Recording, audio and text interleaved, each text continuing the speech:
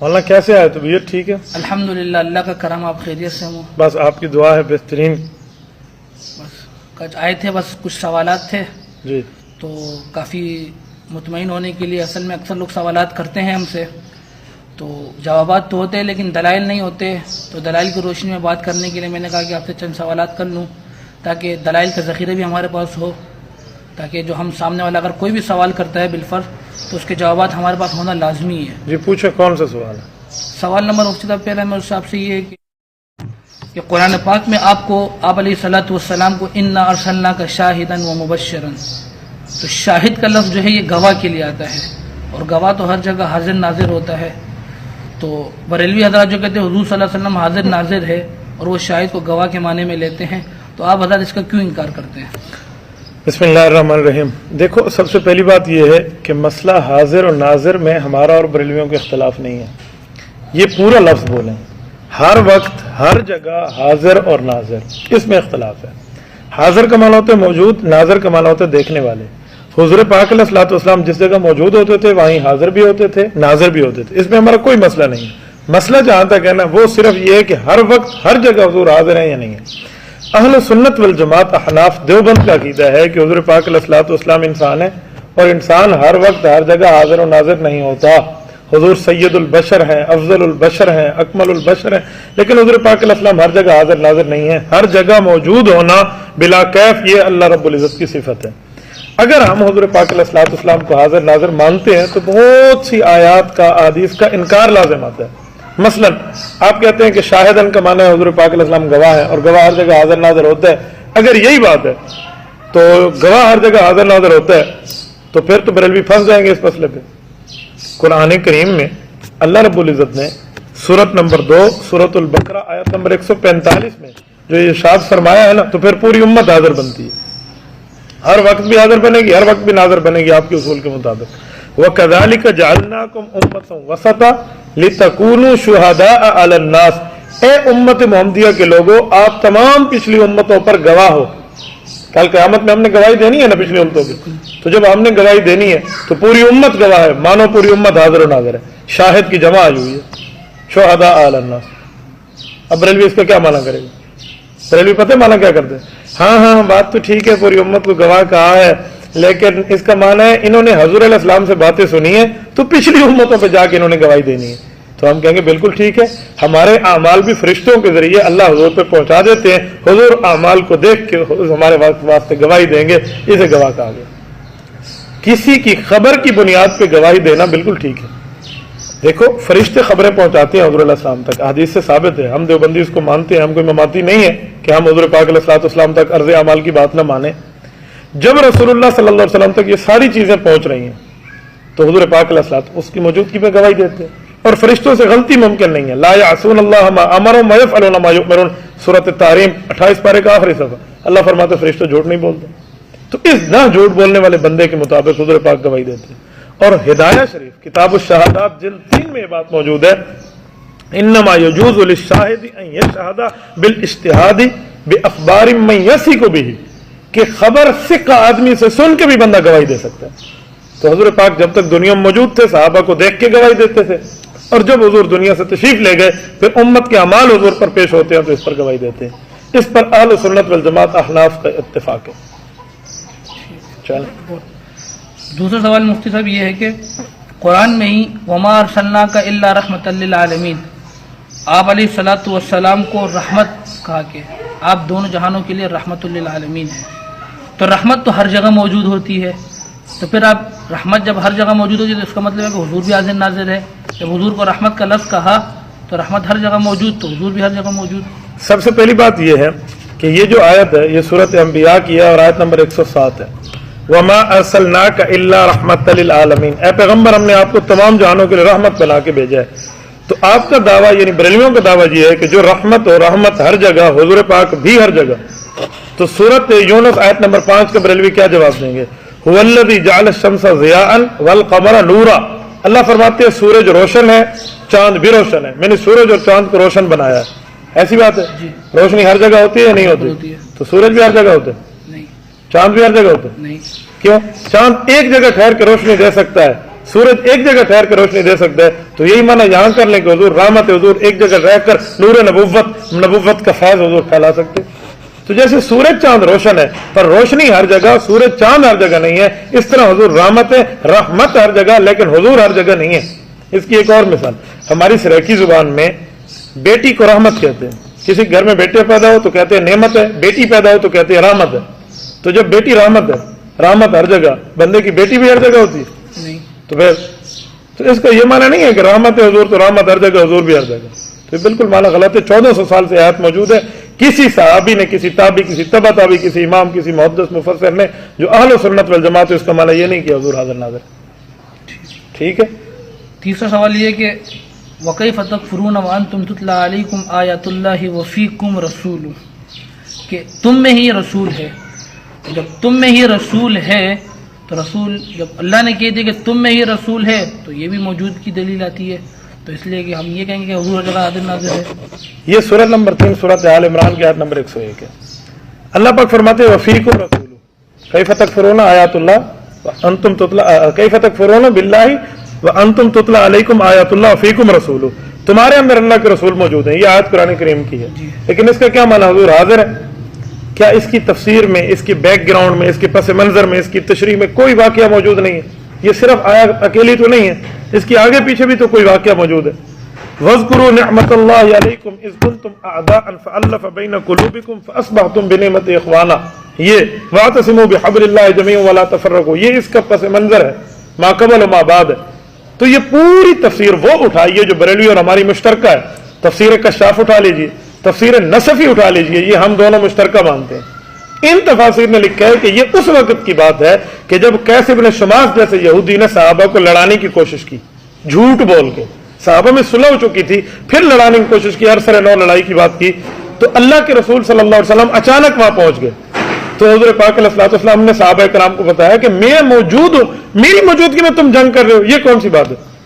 तो सहाबा कराम को अल्लाह ने तंबीह करने के लिए आयत उतारी कि अल्लाह के बंदे, ओ सहाबा कराम, वो नबी के शागिर्द, तुम्हारे अंदर अल्लाह के रसूल मौजूद है, इस यहूदी बेईमान की बातें उनसे जाके पूछ लो, क्यों आपस में लड़ते हो? पहले पूछो। तो ये सहाबा को फरमाया गया तुम्हारे अंदर अल्लाह के रसूल, ये नहीं कहा गया क़यामत तक आने में हुजूर पाक मौजूद है।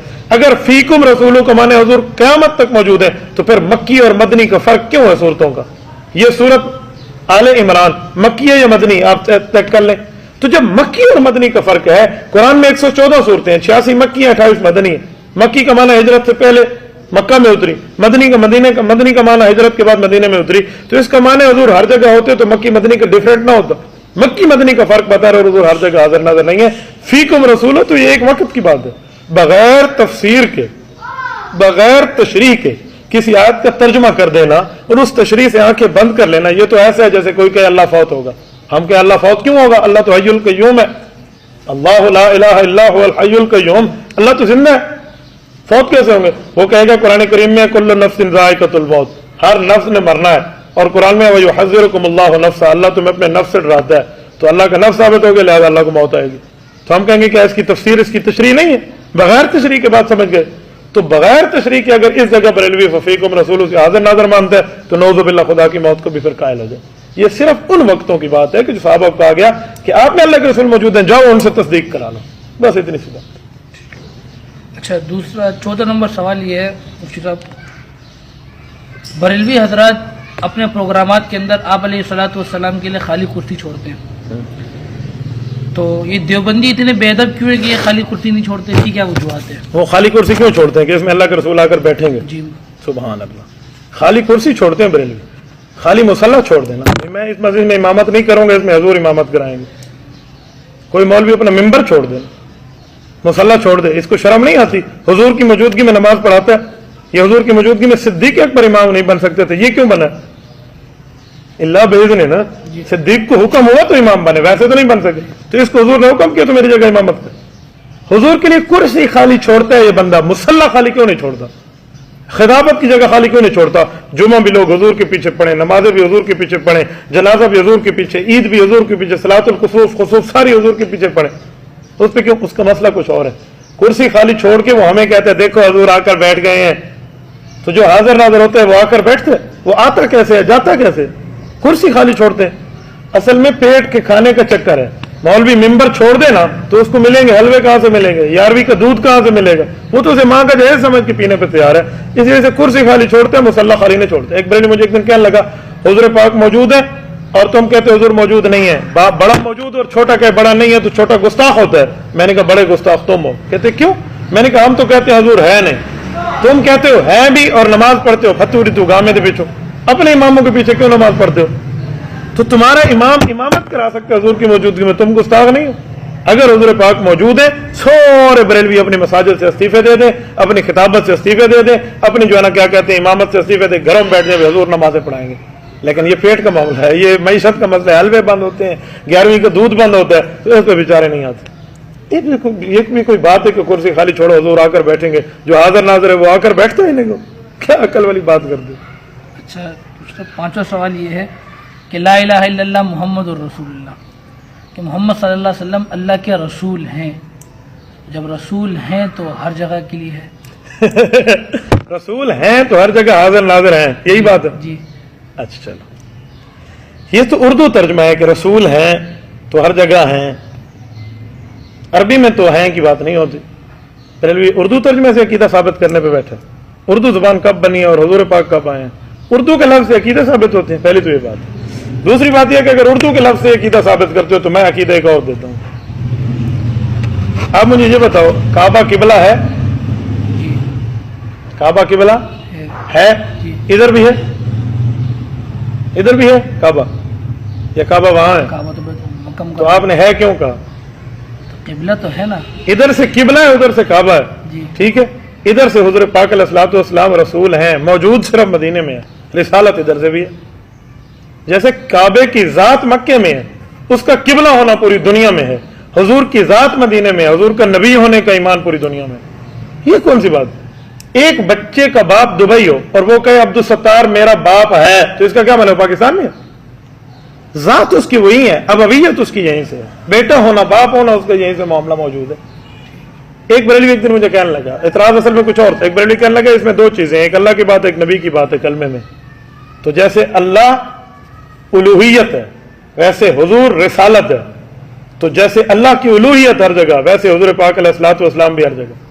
میں نے کہا اچھا یہی بات ہے؟ کہتے جی ہاں۔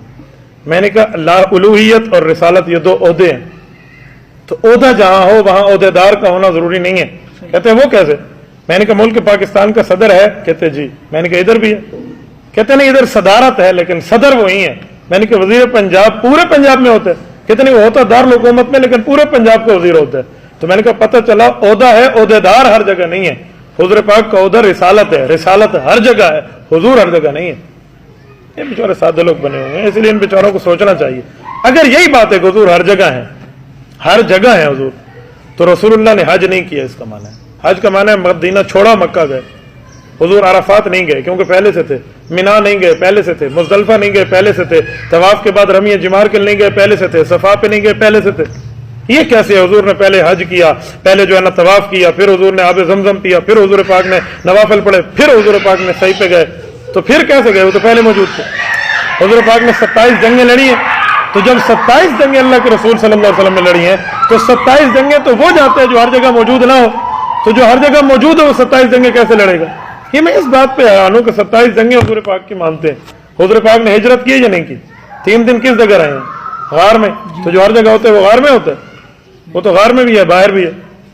میں حیران ہوں، پتہ نہیں ہے اگر حضور کو ہر جگہ حاضر ناظر مانے، ہجرت بھی ختم ہے، معراج کا سفر بھی ختم ہے۔ تو اس لیے اس بنیاد پہ اہل سنت والجماعت کا عقیدہ اپنانا اچھا، ایک آخری سوال ہے جی۔ جیسے 12 ربیع الاول میں جگہ جگہ لکھا ہوا ہوتا ہے اور یہ حضرات کہتے ہیں کہ جہاں میں دھوم مچی ہے سوائے ابلیس کے، جہاں میں سبھی عید منا رہے ہیں، اس بارے میں آپ کیا کہیں گے؟ یہ اصل میں شعر ہے، نثار تیری چہل پہل پہ ہزاروں عید ربیع الاول سوائے ابلیس کے جہاں میں سبھی خوشیاں منا رہے ہیں۔ یعنی ابلیس خوشیاں نہیں مناتا، باقی سارے خوشیاں مناتے ہیں، اس کا معنی یہی ہے؟ جی ٹھیک ہے، مجھے یہ بتائیں، یہ حدیث پاک ہے کہ جب حضور پاک فوت ہوئے تو مہینہ کون سا تھا؟ ربیع الاول تھا۔ جی تو حضرت عثمان نے سلام کیا اور حضرت عمر نے جواب نہیں دیا، انہوں نے صدیق کو شکایت لگائی، صدیق نے پوچھا عمر عثمان کے سلام کا جواب کیوں نہیں دیا؟ تو نے فرمایا مجھے تو پتہ ہی نہیں تھا، میں اتنا غمگین تھا، حضور دنیا سے رخصت ہو گئے۔ तिरमिज़ी में हदीस हज़रत अनस कहते हैं मेरे दिल परेशान हो गए जब हुजूर चले गए। वो तो परेशान है, सहाबा सुनसानी का आलम है, मदीना में सन्नाटे का आलम है। याफूर रसूलुल्लाह सल्लल्लाहु अलैहि वसल्लम का दराज गोश्त जानवर जो था, उसने जाके अपने आप को वहाँ कुएं में गिर के जो है ना अपनी जान दे दी। ऊँट बैठा हुआ था, उसने अपने आप को वहाँ रोने लग गया और मर गया। कुछ वहाँ उठनी हुजूर की रोने लगी। एक सहाबी को पता चला हल चला रहे थे, अल्लाह हुजूर दुनिया से रुखसत हो गए, मेरी आंखें उठा ले, मैं उनको देखता था। सहाबा तो रो रहे हैं, परेशान है। हजरत फातिमा ज़हरा रज़ी अल्लाह तआला अन्हा रो रही हैं और हुजूर पाक तसलियां दे रहे थे वफात के, और ये बेईमान कहते हैं सारे खुश हैं, इबलीस नाराज है। तो इसका माने नऊज़ुबिल्लाह साहबा इबलीस है। तो जो साहबा को इबलीस के, उसके ईमान का अंदाजा खुद लगा लो। तो रबीउल अव्वल में रसूलुल्लाह सल्लल्लाहु अलैहि वसल्लम की वफात में परेशान होने का आलम, इसका माना इबलीस ही थोड़ी है। अगर यही बात है तो ताहिरुल कादरी ने मिलादुन नबी किताब में लिखा कि जब 12 रबीउल अव्वल आता था तो सहाबा कराम में गम छा जाते थे। ताहिरुल कादरी के इस बात का जवाब बरेलवी मिल्लत क्या देगी? वो तो कह रहा है कि गम छा जाते थे। जब गम छा जाते थे तो गम वाला खुश में मनाता है या गमगीन होता है? गमगीन होता है। तो जो गमगीन होते हैं तो कहते हैं इबलीस है। तो फिर क्या करेंगे? इसका माना ताहिरुल कादरी साहबा को गुस्ताख कहता है। तो जब गुस्ताख है साहबा कराम को, तो उसके धरने में क्यों जाते? उसको फैर मारे फिर। ये अजीब बात है, हमें बरेलवियों की बातें समझ नहीं आती। अल्लाह पाक इन बेचारों को अकल की तौफीक